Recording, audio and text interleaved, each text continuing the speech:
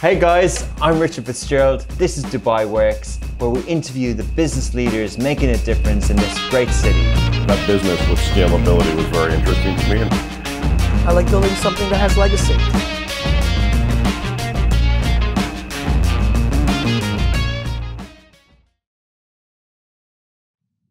Good morning and welcome to another week of Dubai Works Business Podcast. This week I have the honour to be joined by a very interesting guest, Dennie Wallace. Dennie is the founder of Wallace Co. They are a British design-led home fragrance company in the UAE, providing the best-in-class wellness aroma for individuals and households. Today, we'll be discussing their journey so far, the wellness and fragrance industry, I'll try it again, mouthful, in the UAE, and product development, supply chain and logistics in the Middle East. Good morning, Dennie. Good morning, Rich. How's it going? Yeah, good. Thank you. Honoured to be part of this business podcast. There's been some big titans of business on it, and here I am. So yeah, it's great, good, humbled. No, well, thank you for joining. And I'm very interested in your story and the industry that you're in. And obviously, anyone running a business can kind of share the same sort of respect. So you're equally part of this podcast, but not everyone can see the nice setting behind you, which is a botanical garden. Is that your home? Yeah, it's my COVID office, and so I sort of took all the plants from the office, put them into this study on my shelves, and yeah, what a nice space to work on. Very Lovely. Good. So anyway, tell us a bit about Wallace Co. And with the current context as well.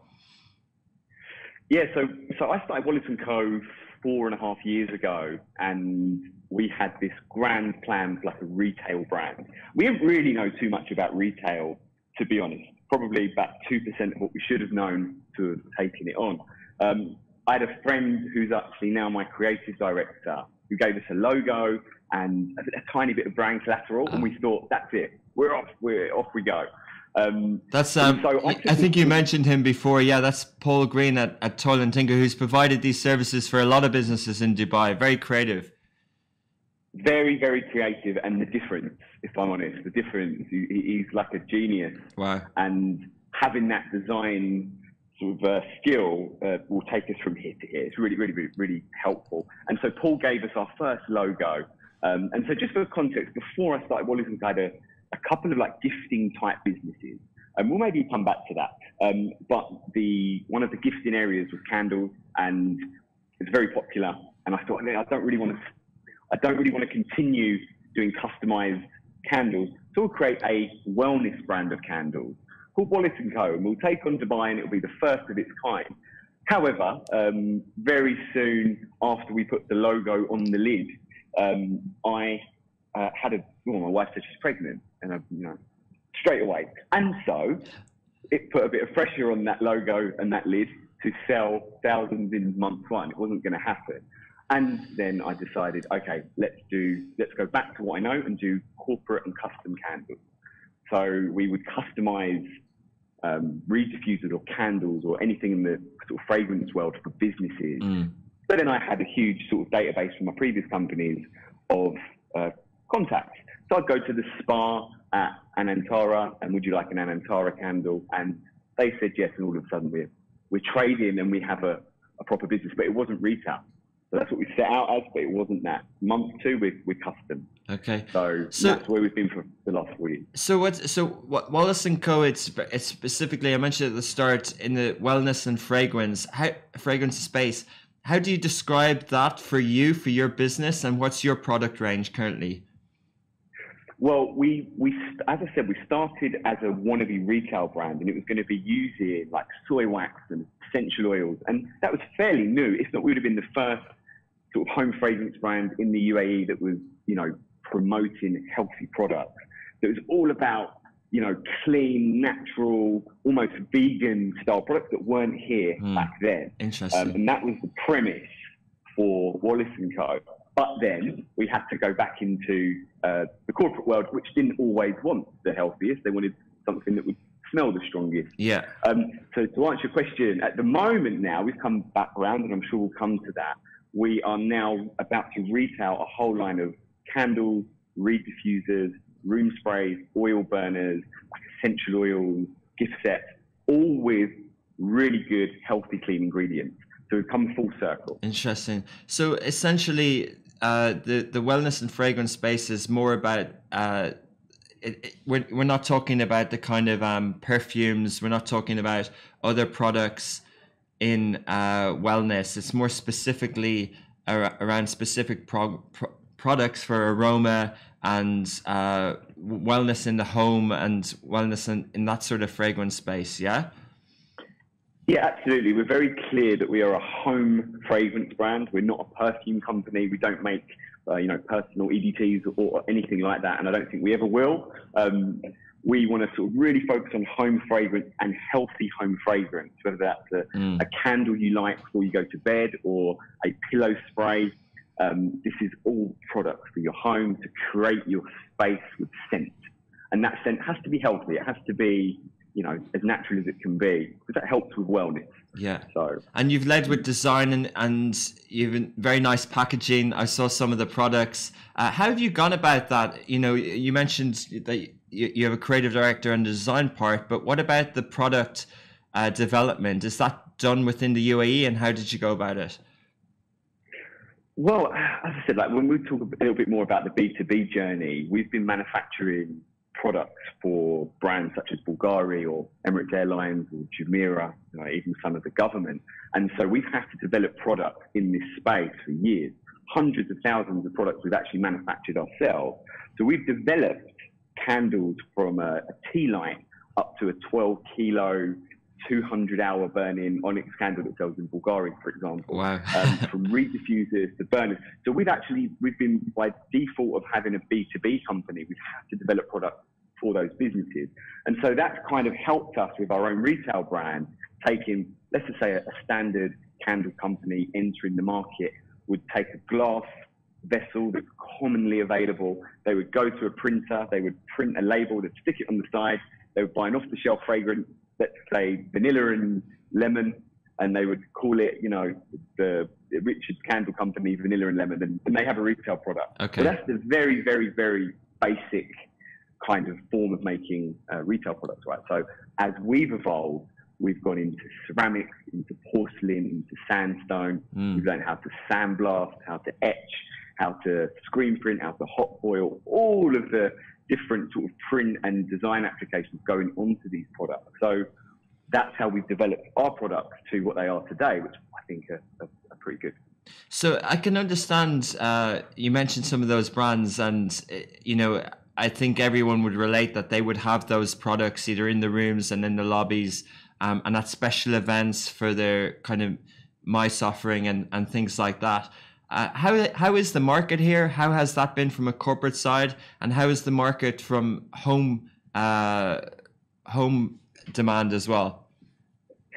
Well, the B2B side is where we've specialized, and we had a very unique product offering for businesses, whether it was hotels or events or banks, where we would create an ADCB candle or gift set that they would give to their stakeholders.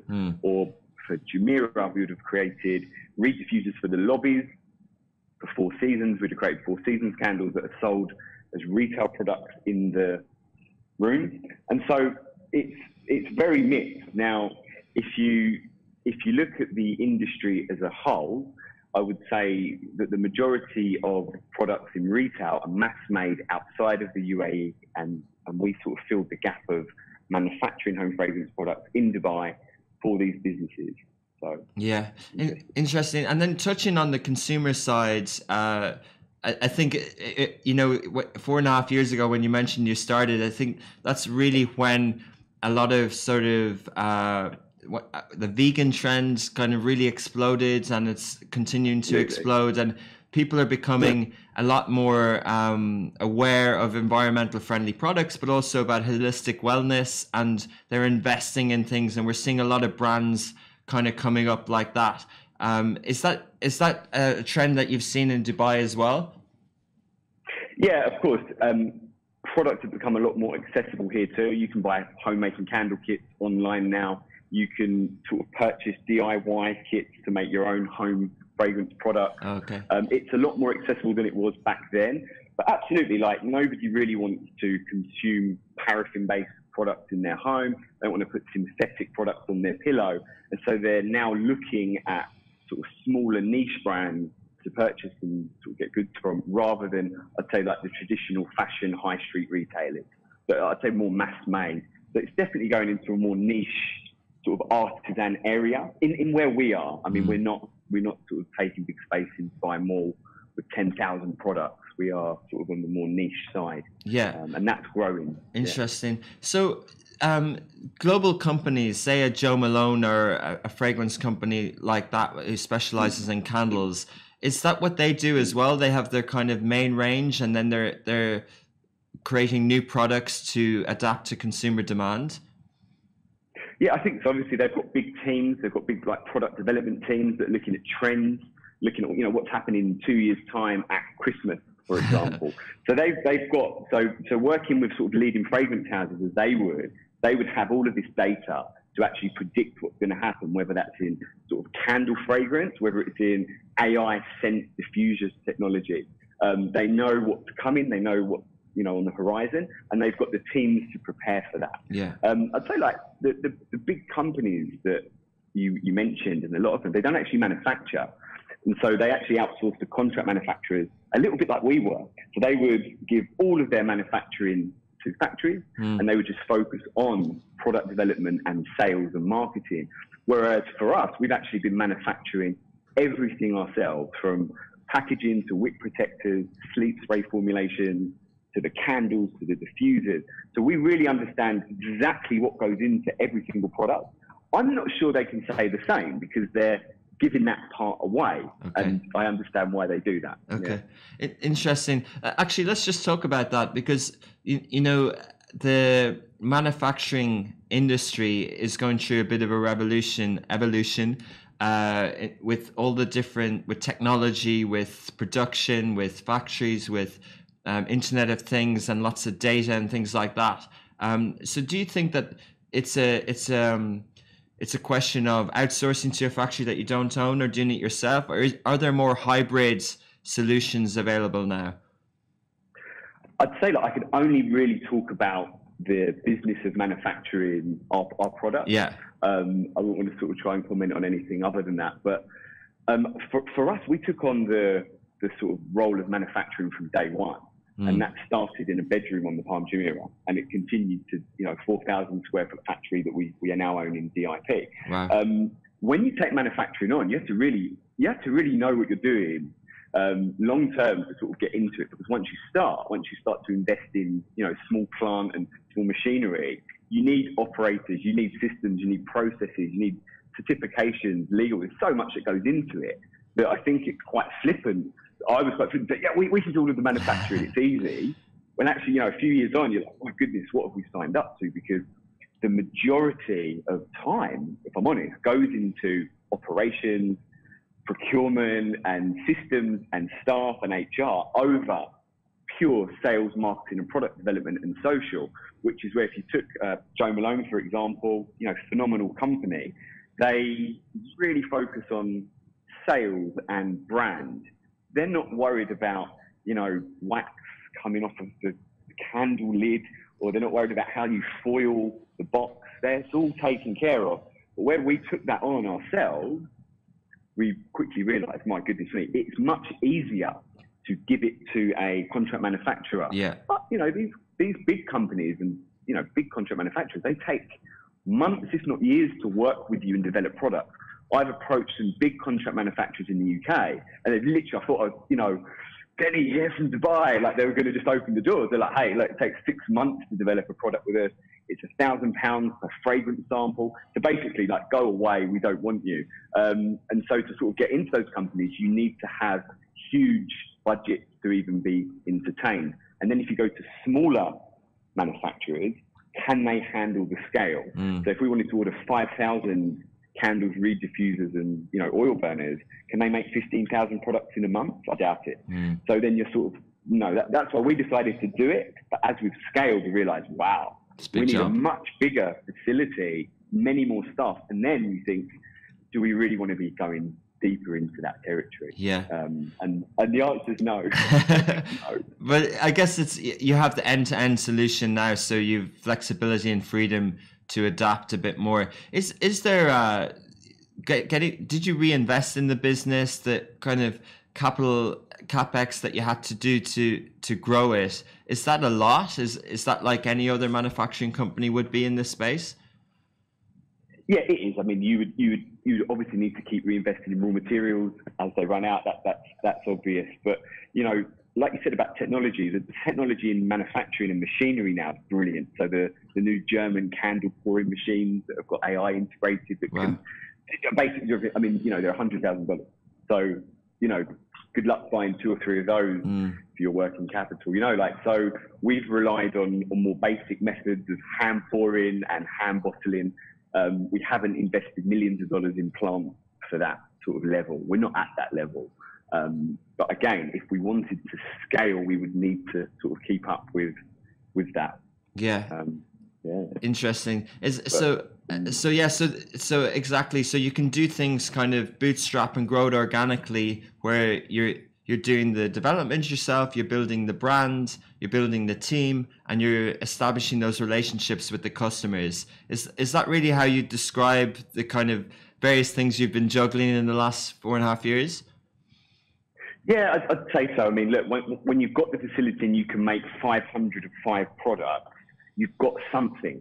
And the fact that for our retail brand, we could actually make small minimums to test or do MVP, minimum viable product, for a certain fragrance or a certain type of packaging, because we've got a die cutting machine, we've got foil machines, we've got hot stamp machines, we have the whole range of machines to manufacture small runs of high-end candles. So we can test different markets. We can test a certain fragrance and packaging design on Amazon. We put one into high street retail and we can see what happens. But if we went to a contract manufacturer, they would say, hey, look, you need to order a minimum of 1,000 of each to even get this going. Okay. So we've really benefited as a retail brand in having that factory and able to pivot and be flexible with what we test with. Yeah. Not every company can do that. They would be, if you don't have a factory, or, packaging is a big thing. Like pouring candles is one thing, packaging is a huge deal. So because we've got those machines, it's allowed us to experiment with different packaging methods.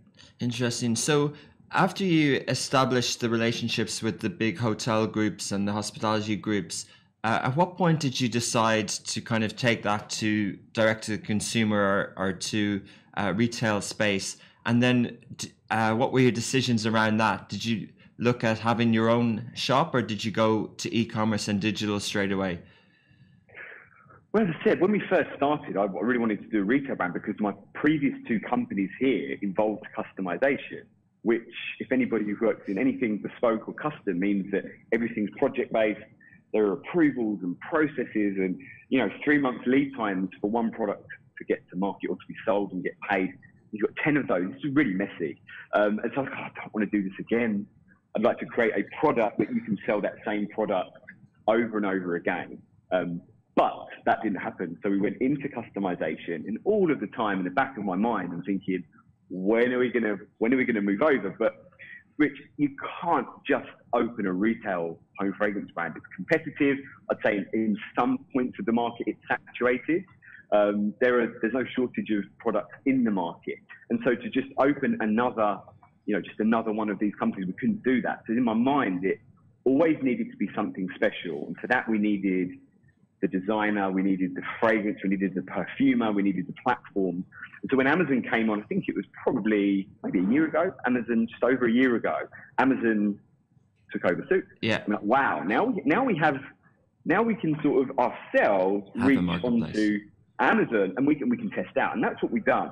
So we created some different retail products, from tins and diffusers, just to test out the process.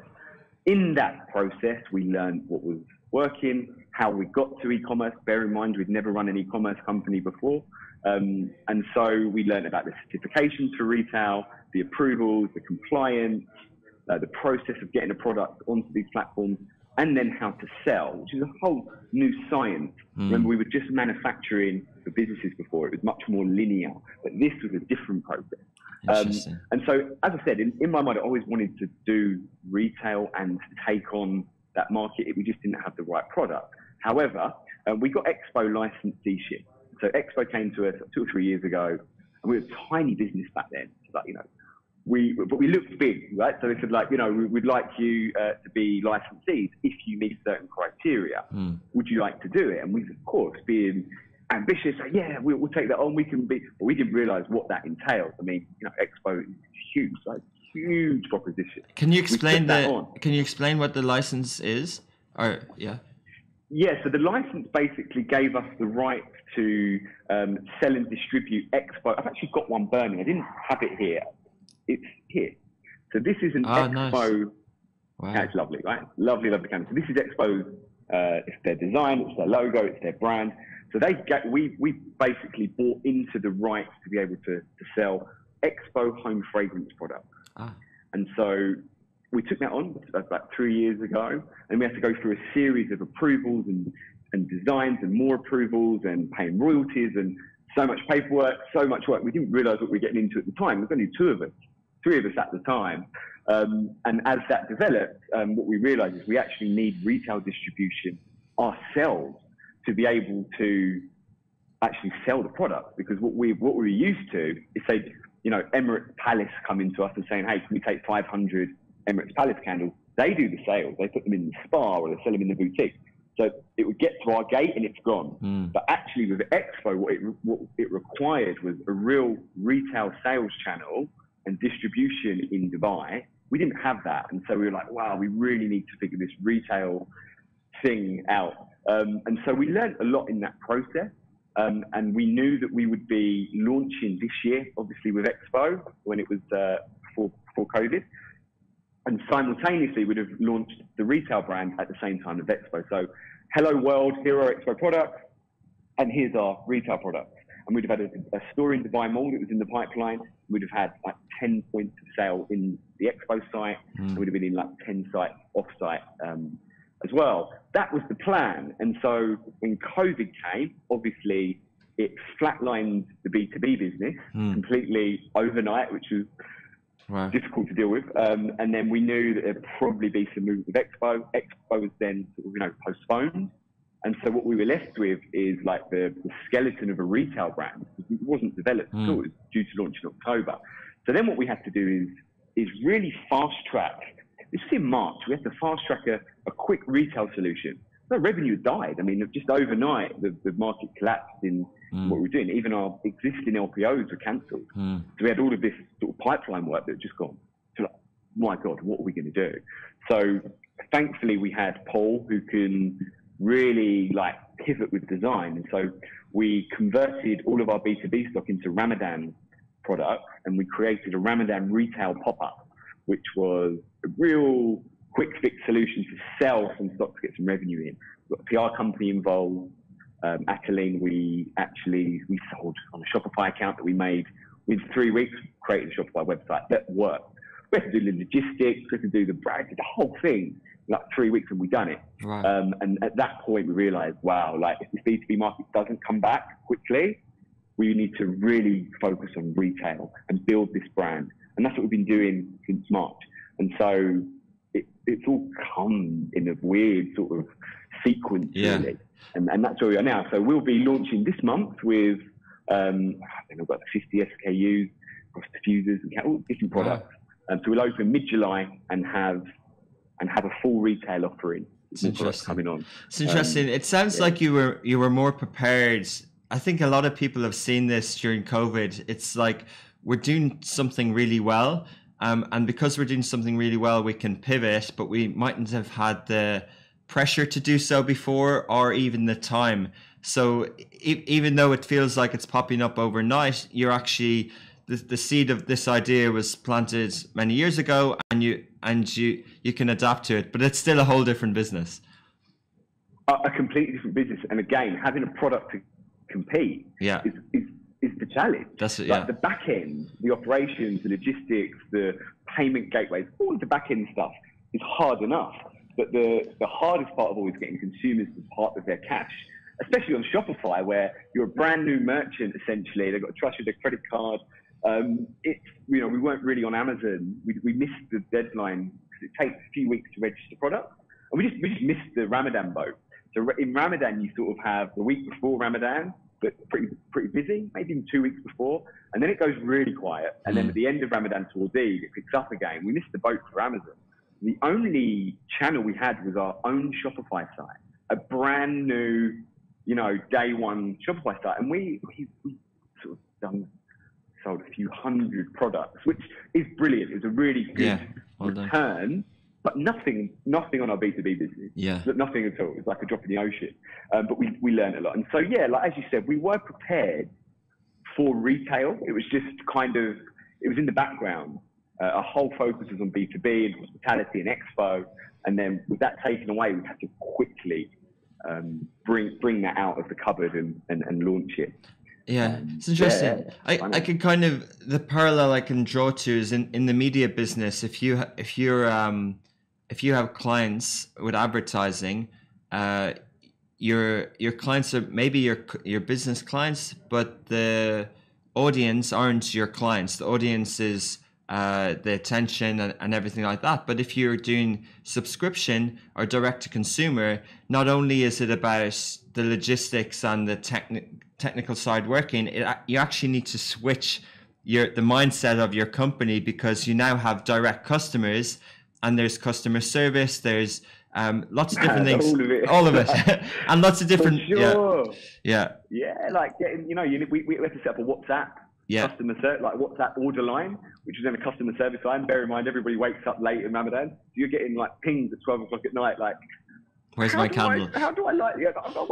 Where's that? Or can you do this? Or can you do that? Yeah. And so that was a whole new challenge. Yeah. And bear in mind, our behavior wasn't really geared up to the consumers. We were B2B facing. We were used to dealing with heads of marketing or heads of events. And so we were sort of really tailored to service that market. Yeah. And all of a sudden, when we're thrust into the spotlight of retail, and especially on social, we never really paid that much attention to social because we didn't have to. Yeah. All of the magic of sales was done by us and our samples, and off Interesting. off the radar. But as soon as you go into retail, it's like, right, you've got social media etiquette, like the whole algorithms. It's like, oh my goodness me, how are you doing?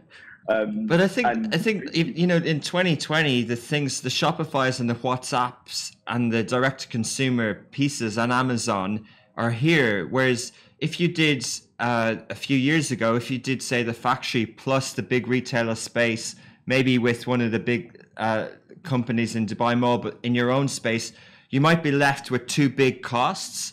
Whereas now you can have efficiencies. Do you see that? Is there benefits and margins with a digital business for retail business versus? Yeah, I'm glad you hit on it. I'm actually reading a book called 6 Billion Shoppers.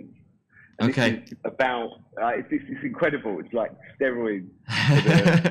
For Loads of producers. information. 6 billion shoppers, so everyone everyone's online.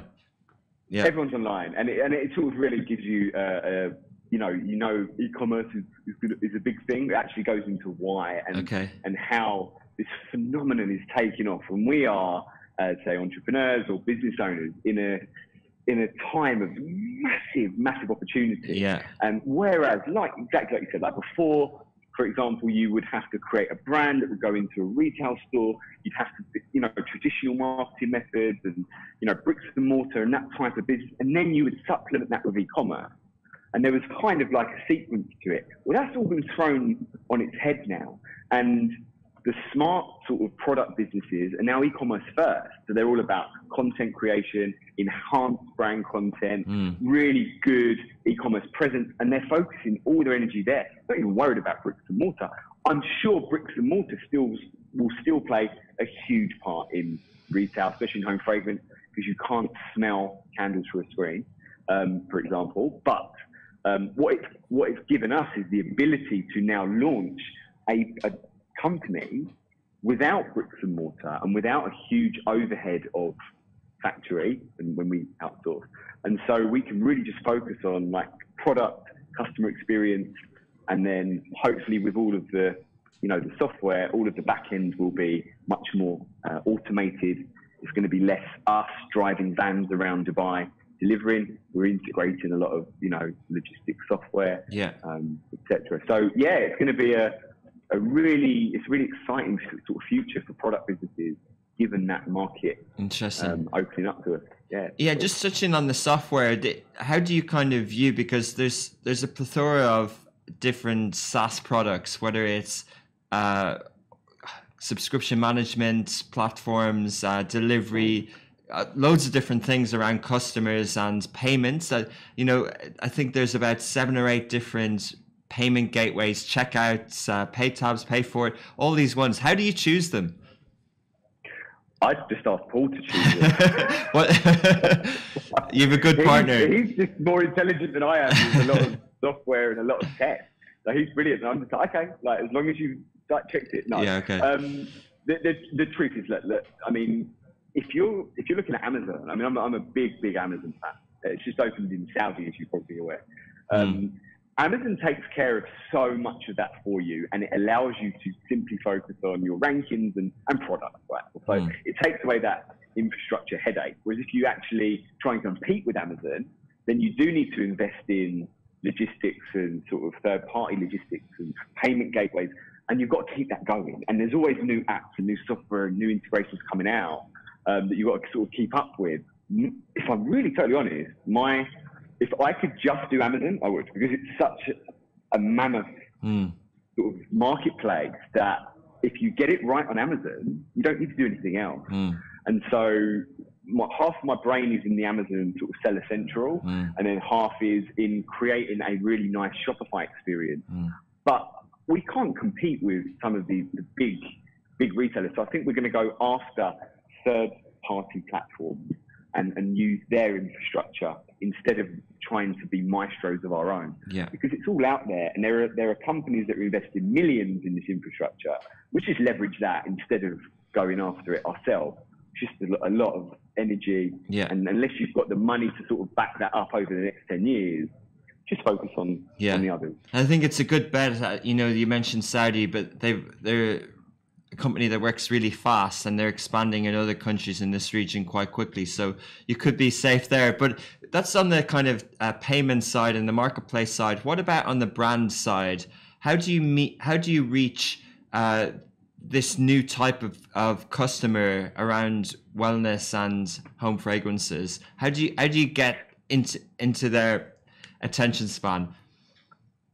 Well, this is going to be a social media challenge and like a content challenge, and getting people to actually find Wallace & Co. First of all, like our products have to be the best in the market. That was one of the sort of prerequisites, as I said before, is if we're going to go into this market, the product has to be market leading. So we know what products are in Dubai. We know the best players in the market at the top end. So we've looked at those. So like, how do we do it better? Now with somebody like Paul, who's this maestro designer, he can actually come up with, art-based products that are just stunning to look at. And that's what we've got coming on.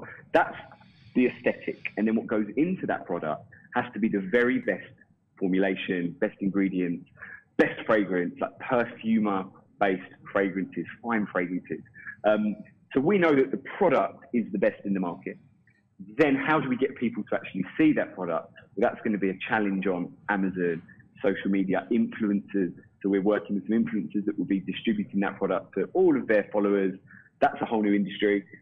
We've given some of our products to some influencers here in Dubai, and we've seen 100,000 people have seen that. Wow.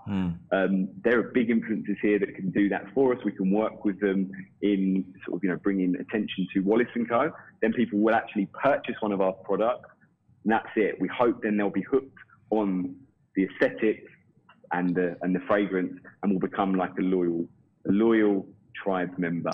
That's interesting way you phrase that, because it kind of leads me on to the next point around subscription and that sort of trend with direct to consumer. To get someone to go through all that process on Amazon and to know of you and to purchase once, how do you really hook them in? How do you either get them coming back for more? And what is the how long does it take a candle to burn out? But what is the kind of lifetime cycle of a product purchase, and what's the kind of frequency of repeat purchase? Well, first of all, like if you actually burn one of our candles, I actually gave you a candle. So I'm not sure if you actually burned it yourself. My mum has, and it's still got, it's not finished yet, so don't worry. Well, like we hope you enjoyed that product, and we hope that all of our sort of tribe love the product that they get into their hands. If they ever are given a product, literally one of our giveaways, or they order one of our products, we think that once they get that product, they won't want to order from any other brand. That's what we're hoping in an ideal world. And so then, they'll buy the candle, and next time they might buy some incense that's got the same fragrance attached to it. Then they might buy the reed diffuser, and now they've got like a unified set of products for their bathroom. Then they might move on to their lounge or their bedroom, and they sort of add in, different looks. We've got like a botanics range to celebrate plant life and nature. We've got a manzil, which means destination in Arabic, which is home. So it's like an arabesque range, which is based on arabesque fragrances. So that really suits, a different market here. Then we've got sort of different. We've got some collaborations with artists. So we're doing limited edition. So we're taking the art of some sort of prominent artists and applying it to our product, and then that will go to their tribe, and it will be based on like what they like as a fragrance, and then that will introduce Wallace & Co to that audience. And then once they purchase that first product, we're hoping that they come back for the second and a third. Interesting. So you've got plenty of choice for them. Tribe building. Get the repeat customers, and your story is interesting, and the brand has a very polished feel to it, and the products are of really high quality. So I think that works in that way. Talking about the kind of logistics and product development, and maybe specifically around sustainability, what are the trends in product development and sustainability in your industry? Well, actually, going from being expo licensees, we were put through a rigorous sort of selection campaign to work with sustainable suppliers. So we were, kind of cross-checked that I think the sand that was used for the glass was that sustainable sand. And we had to go through that whole process to check every part of our supply chain was sustainable. There was no child labour involved. Everything was above board. And so we passed that test. And so we've learned so much about the sustainability of our glass, for example, or our ceramic, or our porcelain, or the wax. So the products that we actually work with, they come from all over the world. So Poland is the sort of the heartland of glass manufacturing. It's got certain mineral in the sand that just lends itself to beautiful glass, where a lot is made. That's where we get our glassware from. Our porcelain comes from Thailand and from Sri Lanka.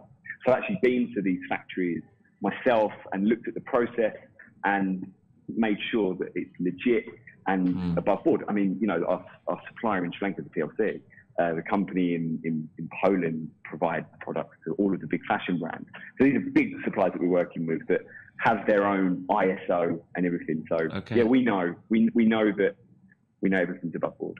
Yeah, interesting. So many pieces behind what you see. So what's next for Wallace & Co? You mentioned some of the things that you're launching. How do you see the current situation as a business and 2020 and going on from there? At the moment, we're just sort of really focused on building the infrastructure around our retail offering, which would be Amazon, Noon, our Shopify, Wallace.co, and making sure that that's solidified. From there, we then have sort of 3 platforms to actually start selling products. So we are then a bona fide retail brand, if you like. And then we have some really lovely products in the pipeline, from sort of brass oil burners that sort of stunning, ceramic incense holders. We have a huge product pipeline coming on that sort of really puts us at the top of the design fragrance tree. We're working with sort of perfumers to develop unique fragrances that have never been sort of released into the world. Rich, there are some really crazy things going on in the future with AI and scent technology, where your home is going to be rigged up with sort of scent diffusion machines that your phone realizes what mood you're in and will set the fragrance in your bedroom to reflect that. So we're really looking at sort of the scent marketing side of the business as well, where you might come home and your house is going to be filled with lavender and chamomile. Nice. Because your phone has told it that you're stressed. Yeah. Or if you're a bit tired or you didn't sleep well, you'll be woken up with lemongrass and ginger in the morning because it's detected it. So this is the future. Yeah. So we're developing products around that technology as well, which is really interesting. Amazing. And fun. Yeah, it sounds like how you describe the products from the bathroom to the living room to the bedroom. It sounds like you know your area, which is the home, and that you have to play in, and you're kind of early on the trend of the digitization of the home. So it's fascinating. Do you think it's far off? I mean, you know, I have one sort of connected device at home, which is a Dyson air purifier, and it's got an app. But I think that's the only device. Maybe I have more, but I just expected that maybe some of these things would have advanced faster, like some of the kitchen appliances licensing, or maybe it's just me. What stage do you think we're at? Well, I think that like a lot of new homes will come with built-in sort of diffusion machines. So if you go into any hotel or any mall, actually, when you walk in, you can smell fragrance. If you walk into Dubai Mall, it has a particular fragrance. Okay. If you then go into the address Dubai Mall, it's got a different fragrance. Well, this fragrance comes through the air conditioning machine. So there's like a contraption that bolts onto the aircon unit, and it pumps it through your house. Well, I think this will come with houses as standard in the future, so that it's not such a clumsy pouring oil into a small machine that drips water everywhere. There are really sophisticated machines out there at the moment that sync with your phone.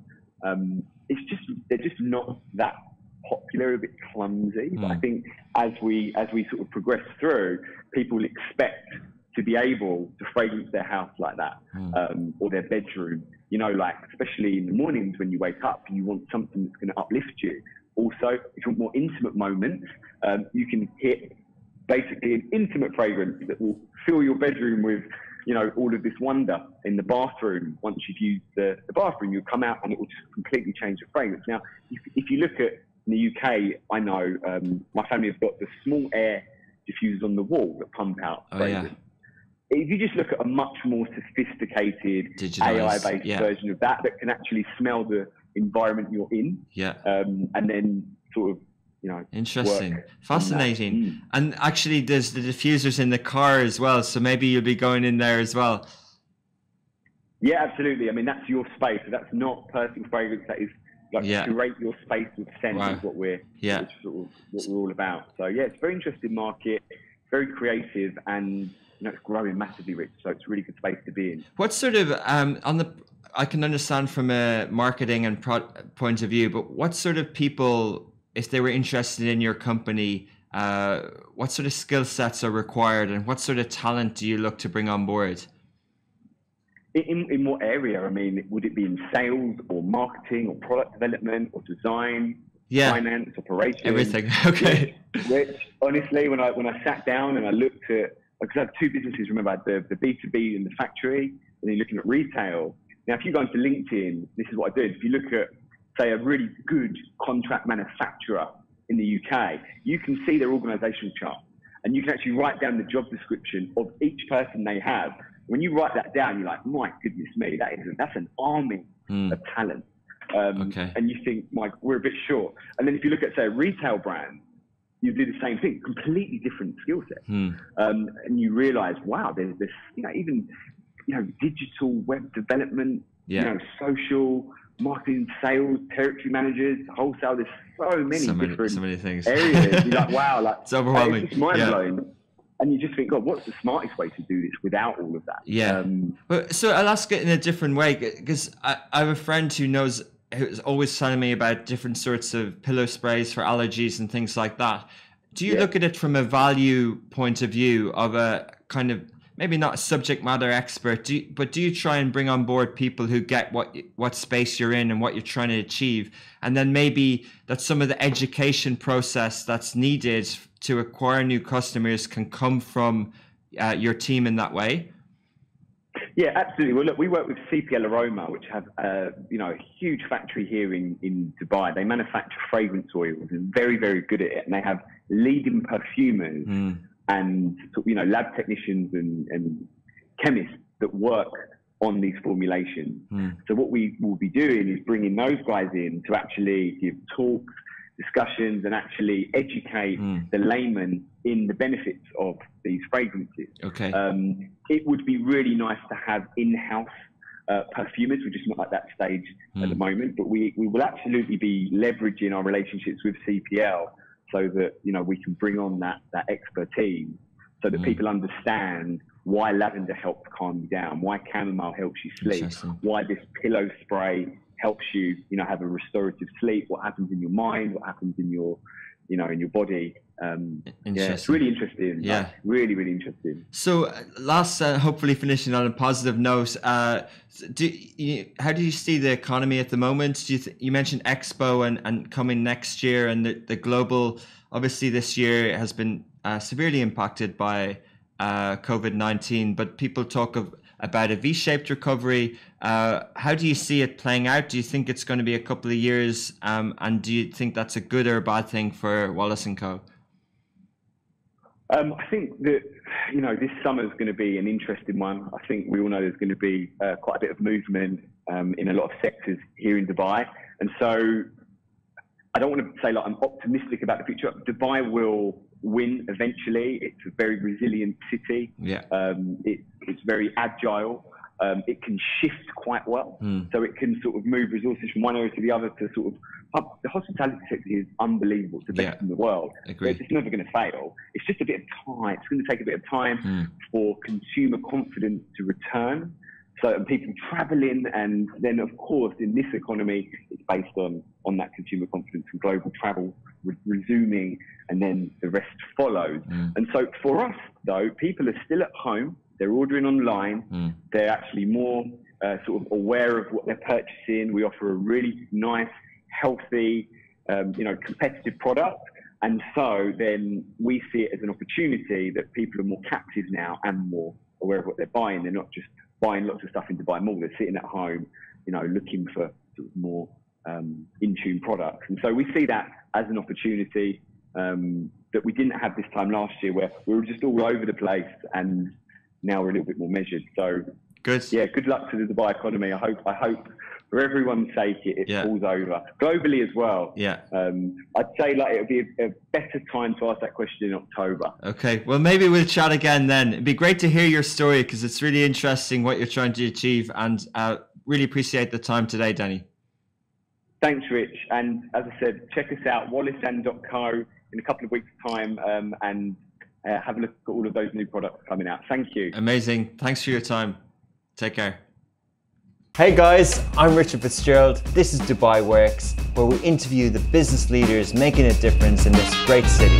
That business with scalability was very interesting to me.